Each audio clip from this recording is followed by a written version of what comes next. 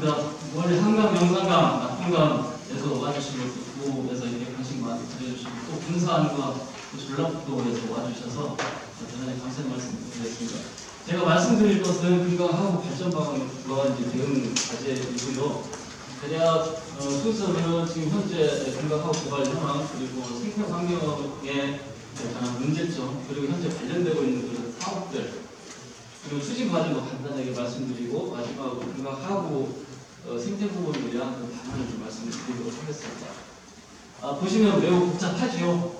건강하고가 지금 70년대 이후 엄청 많은 변화를 겪었습니다. 그 중에서도 지금 일반 산업단지라고 되어 있는 지역이 이제 70년대 말부터 이제 매입을 좀 시작을 했고, 그 이후에 80년대 말에 군산하고 장항, 그래서 그 당시에 이제 군장 국가 산업단지 조성 계획을 했죠. 그때는 지금 이 지역하고 이 장항 갯벌 여기까지 포함을 해서 국가 산업단지를 만들려고 했죠. 그리고 90년도에 금강하구뚝이 만들어집니다. 금강하구뚝 만들어진 해에 이제 국가산업단지가 이제 시작이 된 상태입니다. 그러다가 이제 군산은 이제 매입이 좀 많이 이루어졌고 시대도 많이 변하고 환경에 대한 의식도 높아지고 해서 이 서천에서는 이 고민이 많았고요. 내부 불편도 좀 많았었고 그러다가 2007년경인 걸로 알고 있는데 그때 중앙정부하고 이제 합의를 해서 서천갯벌을 매입을 안 할 테니 대한사업 다오 해서 지금 현재 있는 생태원하고 자원관하고 내륙 산단 이렇게 좀 만들어져 있는 상태이고요. 그 하구에 또 이제 하구뚝이 여러 가지 개발과 하구뚝까지 만들어지면서 토사가 쌓이니까 이제 이 군산 해상 LNG를 또 만들게 되고 군산 쪽에서는 LNG 국가 화력발전소가 또 만들어집니다. 그리고 이전에 북쪽도에서 난방파제 이렇게 지금 새만금도 2010년도에 완공이 됐죠. 그래서 지금 이렇게 금강 하구에 여러 가지 이 개발이 진행된 상황입니다. 금강 하구뚝입니다. 현재 저희 공수량으로 3억 6,500만 톤인데 현재 공업용수를 쓰고 있는 것은 3,300만 톤 정도 되고 그리고 4만 3천 헥타르의 농경재질 용수 공급을 하고 있는 거죠. 그래서 지금 여기는 한 2억 톤가량을 쓴다고 제가 이제 들었는데 지금 이 정도로 사용하고 있는 상황입니다. 서천은 그래서 지금 갯벌의 생태적 가치가 높기 때문에 2008년이죠. 2008년도에 지금 녹색에 있는 부분 여기가 15.3평방킬로미터 정도 되는데 여기를 우선 습지 보호지역으로 지정을 했습니다. 그리고 2009년에는 감사 사이트로 등록이 됐고 10년이 지나서 이 빨간 부분, 뒤꿈치 부분까지 포함을 해서 면적이 좀 확대됐죠. 68.9 평방킬로미터 이 지역이 이제 습지 보호지역으로 지정이 된 상태입니다. 토사 퇴적 문제 심각하죠. 그래서 지금 금강구 안에서는 약 연간 80만 톤 이렇게 쌓인다고 하고 금강구가 인근에 있는 하구뚝 주변에도 자연 상태의 토사 퇴적 비율하고는 수십 배에서 수백 배 차이가 다르게 빨리 토사 퇴적이 좀 이루어지고 있습니다. 이거는 25년, 73년 뭐 이렇게 해서 보면 이 회색 부분이 갯벌을 지어보는데요. 갯벌이 자연스럽게 잘 드러나 있죠. 그러면서 이때까지 괜찮은데 이제 2000년대 오면서 90년대 이후에 이제 갯벌 면적은 이제 퇴적이 많은 거죠. 퇴적이 많아지고 이제 항로도 굉장히 좁아지고 이런 현상을 좀 겪었습니다. 그래서 장항항이 지금 거의 기능을 하지 못하고 있는 상황이죠. 요즘 토사 퇴적 문제인데 이 준설 비용 2019년까지 13년 동안 2천억이 들어갔어요. 연으로 따지면 150억씩 매년 평균으로 들어가게 된 거죠. 준설 비용이 상당히 많이 들어가고 장항 항구지구 기능을 못하고 있는 그런 상황이고 이 금난도 지금 금난도라고 전에는 이제 해상 내부지라고 했는데 이거를 지금 저는 아쉬운 게 좀 상당히 좀 있습니다. 이 금난도 같은 경우는 중요한 것은 다음 사진에서 중요한 것은 이 금난도가 금강 하구에 지금 현재 어떤 영향을 미치고 있는가? 이걸 장기적으로, 장기 미래에 봤을 때 이걸 놔둔 게 그냥 나온 것인지 아니면은 미래를 위해서도 이걸 처분을 해야 되는 것인지 사실 그걸 먼저 논의를 했으면 참 좋았을 텐데 지금 충남도하고 해수도하고 전북하고 서천군하고 이제 군산시하고 이렇게 합의를 했단 말이죠.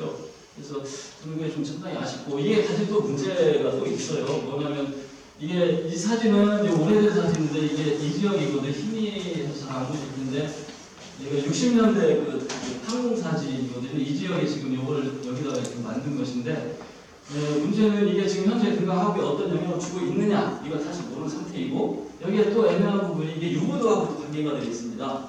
왜 그러냐면 지금 여기 보면 이 지역 이 사진이 어디 가면 이 지역이에요. 이 끝에 부산 이쪽 끝에 부분 여기는 뭐냐면 이 서천은 이 물이 빠지면은 그 갯벌에 들어서는데 쫙 퍼져가지고 먹이 활동을 하고 그러니까 물이 밀물이 몰려들면 그 모여가지고 어디로 가면 유보도로 가요. 그래서 유보도에 사람들이 가서 세조사를 하는 거거든요. 그 유보도하고 조금 떨어진 뭐 소박개성이라고 있는데 거기가 지대가 좀 높아요. 거기 지역에 가고 또 이제 방파제, 북측 두루제 거기도 가고 있는데 문제는 6m, 50막 이렇게 물이 높아지게 되면은 새들이 쉴 공간이 없습니다. 쉴 공간이. 그래서 일부는 이곳에 와서 이제 쉬는 거죠.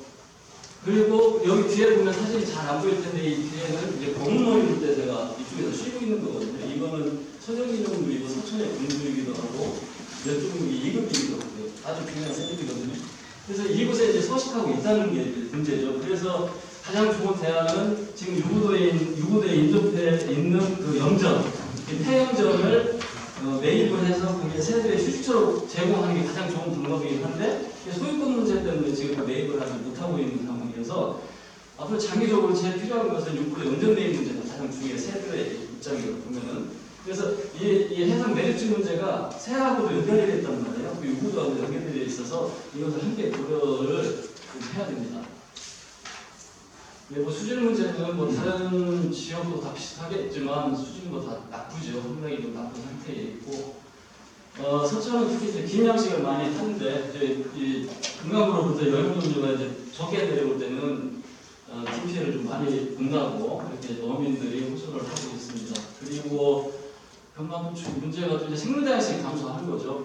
특히 금강하구는 기수역인데 기수역 어종으로 대표적인 게 뭐 종어라든가 참개, 황복, 제철, 붕어, 변장어 뭐 이런 것들이 과거에는 상당히 많았지만 지금 현재 참개는 뭐 거의 없다고 다 진짜죠. 그리고 황복 사라졌고 제철도 금강하구에 들어갔고 붕어도 거의 사라지고 있고 변장어도 지금 뭐 많이 잡히지 않고 있는 그런 상황이었습니다. 또 금강하구 쪽에서 바로 위쪽, 상류 쪽으로 보면은 이게 지금 금강하구에서 좀 중요한 생물 중에 하나가 저는 갈대라고 생각을 해요. 왜냐하면 갈대가 금강하구 생태계에 영향을 미치는 역할이 대단히 많습니다. 예를 들면은 우리가 웅어라고 하는 그 물고기 있죠. 여기서는 우여라고 하는데 그 웅어가 한자로 위여예요. 위여. 갈대 위자 써서. 근데 그게 달바탕에 알을 낳기 때문에 그걸 위여라고 했었거든요. 그리고 여기에 수많은 그 새들이 와서 또 번식도 하고 또 여기에 개들이 많은데 지금 금강호 이쪽은 육상화되기 때문에 개를 전혀 볼 수가 없죠. 그러니까 그러니까 금강호 안쪽에 있는 식물들은 거의 개 기능을 하지 못하고 있고 또 하나 문제는 전에는 이제 화산노풀 같은 것들이 이제 문제가 많이 됐는데 최근 한 5, 6년 이전부터는 이제 가시박이 되게 문제가 됐어요. 그래서 처음에는 금강호에 보면은 시성비부터 보면 중간중간 어디고 가시박이 자랐는데 이런 처리를 이제 단체들이 모아서 좀 했는데 이게 이제 너무 확산 속도가 빠르니까 할 수가 없어요. 그래서 지금의 금강 갈 때 가면은 한산동풀에 이 가시박이에 이제는 가시상추까지 나오고 그래서 지금 여기 금강변에 있는 데는 이 갈대만 있는 게 아니거든요. 모세달이라고 있어요. 같이 섞여 있어요. 그 모세달은 사림천 보호종이거든요. 또. 그래서 제 갈대 이 금강변에는 이 갈대하고 모세달이 군락이 좀 자유게 이게 잘 조성이 되어야 되는데 이제 그러지 못한 상황이고 이제 갯벌 이 서천은 새가 많이 오죠. 오는데 새가 많이 다양한 새들이 많이 오는 이유가 그동안 이제 갯벌에 건강성도 있었기 때문에 중요하지만 서천 같은 경우는 뻘갯벌이고 또 혼합갯벌이고 모래갯벌이고 이게 다 섞여 있었어요. 그래서 새마다 먹이가 다양하게 많았던 거죠. 중단성이 높았던 것인데 지금은 점차 이제 토사가 퇴적이 심각해지니까 갯벌에는 생물들이 다양성이 줄어들고 있어요. 그럼 새 먹이도 달라지고 영향을 미치고 있는 거죠. 그래서 갯벌과 새 관계에는 좀 이러한 문제를 지금 안고 있고 금강보건설이 계속 됐죠. 2009년도부터 계속 되어 왔었고요. 지금 이제 그간에 충남도하고 금강구역 환경회의하고 뭐 지역에 있는 단체들하고 같이 10년 됐네요. 10년 넘어갔죠. 계속 모니터링을 했습니다. 모니터링을 하면서 뭐 별의별 일들이 좀 많이 있었었고, 특히 금강하구 같은 경우는 그동안 가장 심각했던 게 이제 각 지천하고 물려하고 만나는 지점이 엄청나게 심했었고요. 한 3년 전부터는 금강 배원을 끼고 그 녹조가 거의 다 금강 배원 쪽에 다 붙어가지고 녹조가 계속 발생했었거든요. 전에는 그런 현상이 사실 별로 심하지 않았었는데 심각한 현상이고요. 이거 지금 이 금강하고 관련돼서 진행되고 있는 사업들입니다. 이미 진행된 것도 있고 현재 진행 중인 것도 있습니다. 금강하고 종합의 시스템 이건 2019년도에 지금 이창기 교수님께서 이제 주도를 하셨고 하구도 캠핑장의 조성이 최근에 좀 됐습니다. 그리고 이 갯벌 탐사선도 지금 진행하고 있고 이것도 진행되고 있고 이것도 갯벌 보건 사업도 이건 정말 할 얘기가 많은데 안 하고 다르게 지금 말씀드리겠고요. 지금 현재 서천군하고 군산이 같이 협력을 위해서 그래도 마스터 플랜을 했는데 아직 뭐 보고서가 나오지 않은 걸로 알고 있습니다. 그래서 금강하고 여러 가지 이런 문제들이 10여 년 전부터 계속 문제가 되어왔기 때문에 청군에서는 2009년도에 처음 중앙정부에 해수유통을 건의를 했고, 근데 그 당시에 국토해양부에서는 좀 부정적인 의견이었어요. 용역을 했는데 용역의 내용은 이거 돈 많이 들어간다. 그리고 이거는 뭐 지금 4대강 사업하면 수준이 좋아질 것으로 판단했던 모양이죠. 그래서 4대강 사업 결과가 하겠다 이런 거에 대해서 부정적인 의견을 보였습니다. 그래서 서천군에서는 금강하고 해수유통 협의체를 만들고 계속 활동을 좀 했고 이런 활동이 계속 있었고요. 그 당시 2012년도에는 그때 대선이 있어서 여기 낙동강, 영산강, 금강이 함께 모여가서 협의체를 만들고 이걸 대선 분양화를 하려고 좀 많이 노력을 했었던 게 있고, 이 금강하구에서 이런 일들이 2013년까지는 있었고, 그리고 굉장히 그 이후에는 뭐 크게 이슈가 이제 되지 못했다가 2019년도에 다시 금강하구 생태보건위원회를 창립을 하게 됩니다. 마지막으로 제가 보건방안에 대해서 제가 생각하는 바를 좀 말씀을 드리도록 하겠습니다. 그런데 금강하구를 볼 때는 여기 보시겠지만 너무나 많은 일과 사건과 이해관계가 얽혀 있어요. 이거 말고도 아마 더 있겠죠. 그런데 지금 이런 문제들을 보면 대부분 자기가 어떤 처했던 상황에서 입장에서만 그 면만을 보니까 해결이 잘 안 되더라고요. 그래서 결국에는 그 이해관계가 있는 분들이 사실 모일 수밖에 없는 것이고 서로 그 내용들을 같이 통합적으로 볼 필요가 있겠다. 그리고 특히 우리가 지금 빠지고 있는 부분이 이제 문화 다양성에 대한 부분이거든요. 그래서 금강하구 같은 경우는 금강하구의 생태적인 특성도 중요하지만 그 금강하구의 문화적인 것까지 같이 고려를 해야 되는데 거기까지 지금 우리가 안 되고 있어요. 그래서 저는 아까 이철 교수님 먼저 금강하구 보건협회 뭐 이렇게 좀 말씀을 하셨는데 저는 금강하구를 뭐 그것도 좋지만 저는 금강하구를 지속가능성 측면에서 한번 봤으면 좋겠어요. 이게 지속가능성 측면에서 뭐 군산 서천하구 금강하구를 근데 지금 현재 금강하구는 지속 불가능한 상태 아닙니까? 그럼 우리 모두가 금강하구를 어떤 방식으로 지속 가능하게 만들어 될 건가? 그거에 초점을 두고 지금 있는 이런 이제 수많은 일들을 함께 통합적으로 좀 볼 필요가 있겠다. 그리고 이제 이거 고민하다가 생각한 겁니다. 지금 그냥 제 아이디어라고 보시면 되겠고, 저는 국가하구보건센터가 좀 필요하지 않나 싶어요. 지금 이 보건센터에서 하는 내용들은 각 유역에 있는 것도 중요하지만 저는 이게 항상 군산하고 전북에 염두에 둬서 좀 말씀드리는 거거든요.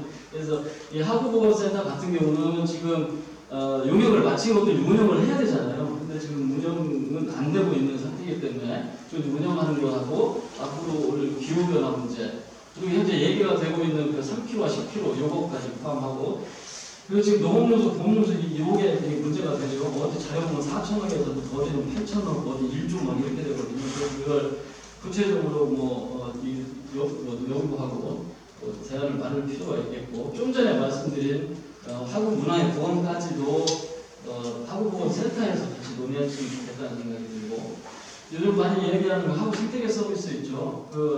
우리 강 회복 항공부에서 항공도 주 내용이 보면은 회복에 관한 생태계 서비스에 대한 많이 비중을 두고 있거든요. 그래서 지금 현재 서천군에 있는 그 생태원에서 국립생태원에서는 그 생태계 서비스 관련된 연구 자료들이 꽤 나와 있기는 해요. 하지만 이 하구를 중심으로 해서 하구 생태계 서비스를 연구하는 것도 앞으로 미래에는 좀 중요하다는 생각이 들고 또 하나는 저희 지금 서천 군산과의 관계를 위해서도 그러니까 예전에 이게 군과 하구에 새들이 많으니까 군산과 서천이 따로따로 철새 행세를 했어요, 매년. 그러다 한번 같이 했죠. 같이 하다가 지금은 그렇진 않는데 공동의 자연 자산이기 때문에 이걸 군산과 서천이 어떻게 서로 협력을 해서 관광자원을 같이 만들어낼 것가지고 함께 논의되면 좋겠다는 생각이 들었습니다. 이외에도 뭐 도움하니 아이디어가 들어갈 수 있다고 저는 생각을 하고요. 하구보고 특별법이 이제 그동안 몇 차례 시대가 됐는데 문제는 제가 그 2019년도에 환노의 검토 보고서를 제가 한번 이렇게 보니까 거기에 대한 내용들은 그렇더라고요. 주로 이걸 굳이 특별법으로 해야 되느냐. 그리고 지금 이해당사자들이 농림축산식품부는 그 열한가리법을 좀 조정해서 하면 될 것 아니냐 이런 의견이 있었던 것 같고 국토부도 뭐 하천법으로 우리가 하구까지 관리를 좀 할 수 있겠다. 그리고 해양수산부는 그거 공동 분부라는 좀 내자 뭐 이런 취지였던 것 같은데 제가 보기에는 이거는 노력만 하면 조정이 좀 가능할 것 같고 또 정부 조직 개편안이 내년부터 시행이 되기 때문에 하천 관리로 물갈이 일어나가지고 다 많이 되거든요. 그래서 변동도 있고 하기 때문에 충분히 조정과 논의가 좀 필요하다고 생각합니다. 얼마 전에 제1차 국가 물관리 기본계획 공청회가 좀 있었습니다. 여기서도 제가 조금 염려가 됐던 부분들은 두 가지 정도인데요. 하나는 좀 아까 얘기한 그 국가 하루법 관련된 얘기인데 제가 여기에 그 자료를 다 외우지를 못해서 좀 떼어왔는데 국가물관리위원회에 그 제출된 것은 낙동강 하구에 대한 개방 평가는 2011년부터 2026년 그리고 검토는 27년에서 30년까지로 이렇게 이 보고서가 제출이 됐고 그래서 금강위협위원회에서는 이게 좀 너무 늦지 않느냐 해서 같이 국가하구법을 2023년까지 하자 이렇게 제안을 했던 걸로 기록이 되어 있고 또 낙동강 하구급 개방의 평가를 22년까지 하고 그리고 주요 하구급 개방 검토의 시행도 이게 시행이 중요한 것 같아요. 시행도 30년까지 하자. 이게 좀 땡겨서 하자고 하는 입장을 좀 내고 또 하나는 물관리 기본 계획 안에 보면은 낙동강을 먼저 한 다음에 그걸 봐가지고 다른 주요 강에도 적용하자고 하는데 이제 이게 좀 마음이 잘 들리더라고요. 아까도 그 얘기가 있었지만 이거는 강에 대한 특성들이 다 다르고 여건이 다른데 그걸 낙동강을 다 한 다음에 하게 되면 이게 또 타세버리죠. 그래서 그 부분을 좀 눈여겨볼 필요가 있겠다고 생각합니다.